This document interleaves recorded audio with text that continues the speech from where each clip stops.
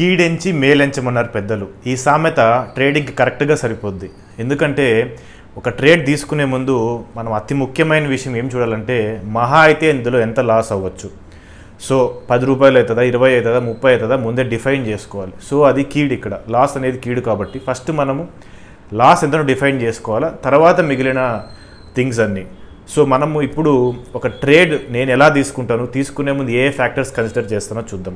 First thing నేను ఇందాక చెప్పినట్లే స్టాప్ లాస్. సపోజ్ నేను ఎంటర్ అవుతున్నానంటే దీంట్లో మ్యాక్సిమం లాస్ ఎంత ఉంటుంది దాన్ని నేను నా క్యాపిటల్కి రిలేట్ చేసుకుంటాను. సో అలా సూట్ అవుతుందా లేదా. తర్వాత స్టాప్ లాస్ డిఫైన్ చేశాక టార్గెట్ డిఫైన్ చేస్తాను. సో సపోజ్ స్టాప్ లాస్ ఒక 20 పాయింట్స్ అనుకోండి. నెక్స్ట్ టార్గెట్ చూస్తాను. టార్గెట్ అట్లీస్ట్ 40 పాయింట్స్ ఉండాలి. అంటే 1:2 రేషియోలో ఉందా లేదా అని చూస్తాను. ఇన్ కేస్ లేదంటే ఆ ట్రేడ్ అసలు తీసుకోను. ఎందుకంటే మనకు రిస్క్ రివార్డ్ ఫేవరబుల్గా లేదు అంటే సపోజ్ 10 రూపీస్ స్టాప్ లాస్కి మీరు 10 రూపీస్ టార్గెట్ తీసుకున్నారనుకోండి. ఈ ట్రేడ్లో 10 రూపీస్ వస్తుంది, నెక్స్ట్ ట్రేడ్లో 10 రూపీస్ పోతుంది. సో ఫైనల్గా మనకి ఎటువంటి ప్రాఫిట్స్ ఉండవు, పైగా బ్రోకరేజ్ ట్యాక్స్ అన్ని కట్టుకోవాల్సి ఉంటుంది. సో అట్లీస్ట్ 1:2 ఉందా లేదా చూడాలి. 1:3, 1:4 ఉంటే ఇంకా బెటరు.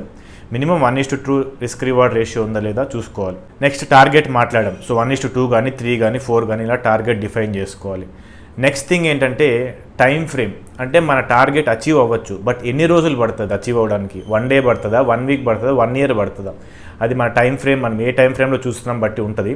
ప్లస్ కొన్ని స్టాక్స్కి త్వరగా అచీవ్ అవుతాయి, ఎందుకంటే దాని నేచర్ అలా ఉంటుంది, క్విక్ మూమెంట్స్ ఉంటుంది. కొన్ని లేట్గా అచీవ్ అవుతాయి. కొన్ని FMCG స్టాక్స్ అయితే చాలా అక్కడే పడి ఉంటాయి, మూవ్ అవ్వవు, చాలా లేట్గా మూవ్ అవుతాయి. సో ఇలాంటి స్టాక్స్లో కనుక మీరు ట్రేడ్ తీసుకుంటే టైం ఫ్రేమ్ కూడా చూసుకోవాలి. ఎందుకంటే మీరు ఒక 5% రిటర్న్ కోసం టార్గెట్ చేశారు, బట్ అది 1 ఇయర్ పట్టింది అనుకోండి.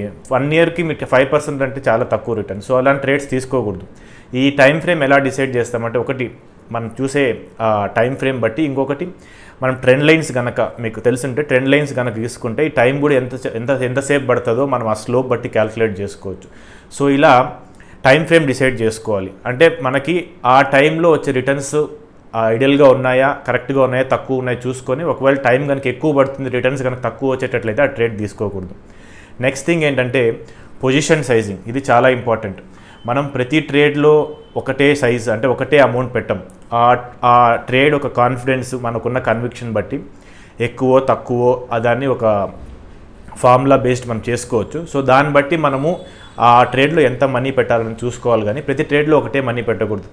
సపోజ్ ఒకటి ఇది మనకు హైలీ కన్విక్షన్ చాలా ఉంది, ఖచ్చితంగా ఈ ట్రేడ్ మనం సక్సెస్ అవ్వగలం అన్నప్పుడు మనం ఆ ట్రేడ్ పెట్టాల్సిన మేబీ 5% ఆఫ్ క్యాప్లో, 10% ఆఫ్ క్యాప్లో మీ రూల్ బట్టి ఎంత ఉంటే అంత మొత్తం డిప్లాయ్ చేస్తాం. లేదు ఇది 50-50 ఉంది, మేబీ రావచ్చు రాకపోవచ్చు అన్నప్పుడు ఒక 50% అంటే మనం పెట్టాల్సిన మనీ ఒక సపోజ్ 1 lakh పెట్టే ట్రేడ్లో 50,000 పెడతాం. సో అలా పొజిషన్ సైజింగ్ అనేది చాలా ఇంపార్టెంట్ థింగ్. సో ఆ ట్రేడ్ పైన మీకున్న కాన్ఫిడెన్స్ బట్టి పొజిషన్ సైజింగ్ పెట్టాలి. అలానే కంపెనీ బట్టి కూడా పెట్టచ్చు. ఎందుకంటే కొన్ని కంపెనీస్ చాలా వోలటైల్ ఉంటాయి, హై రిస్క్ కంపెనీస్ ఉంటాయి, చిన్న కంపెనీస్ ముఖ్యంగా. ఇలాంటి వాటిలో ఎక్కువ సైజ్ అంటే పొజిషన్స్ ఎక్కువ తీసుకోవడం చాలా మంచిది కాదు. మినిమం పొజిషన్స్ తీసుకోవడం బెటర్.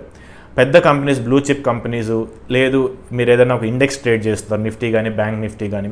సో ఇలాంటి వాటిలో మీరు పొజిషన్స్ ఎక్కువ పెట్టినా కొద్దిగా ప్రాబ్లం లేదు, ఎందుకంటే ఇవి అంత వోలటైల్ ఉండవు, కొద్దిగా రిస్క్ తక్కువ ఉంటుంది. సో ఇలా పొజిషన్ సైజింగ్ డిసైడ్ చేసుకోవాలి. తర్వాత ఈవెంట్స్ ఆర్ రిజల్ట్స్, ఇది చాలా ముఖ్యం. ఎందుకంటే మనం ఒక ట్రేడ్ అన్ని కరెక్ట్గా చూసి తీసుకోవచ్చు, కానీ మన సైడ్ తప్పు లేకుండా సపోజ్ ఈరోజు ట్రేడ్ తీసుకున్నారు, రేపు ఆ కంపెనీ రిజల్ట్స్ అనుకోండి, ఆ రిజల్ట్స్ మన చేతుల్లో లేదు, అది ఎలాగైనా రావచ్చు. సో రాగానే మీ టెక్నికల్స్ ఏవి వర్కౌట్ అవ్వవు, అన్నీ మారిపోయి ఫైనల్గా అది వేరే డైరెక్షన్లో వెళ్ళిపోవచ్చు. సో అలాంటి టైంలో మనము లాసెస్ అయ్యే ఛాన్సెస్ ఎక్కువ ఉంటుంది.